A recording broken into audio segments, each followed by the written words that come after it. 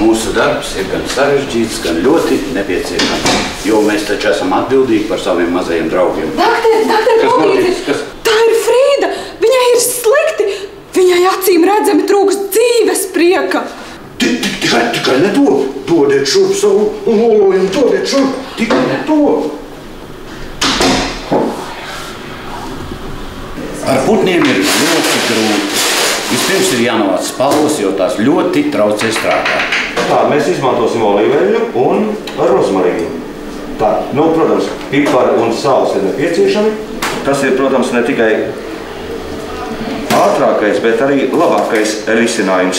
Vai rētu pārsējāt? Jā, tā mēs izmantojām bekona šķēlītes.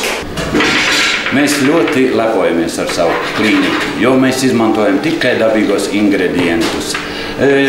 Kaiņām, kāriju, spārniņiem mēs izmantojam mandarīnu eļļu, kā arī dabīgo sāli un piparus. Pārējiem ķermenim mēs ņemam zaļumus un zālītes. Tās iedarbojas ļoti efektīvi. Var izmantot arī sēnes. Ostaista!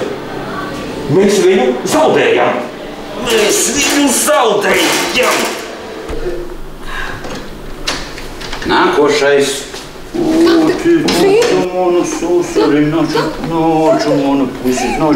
būs kārtībā.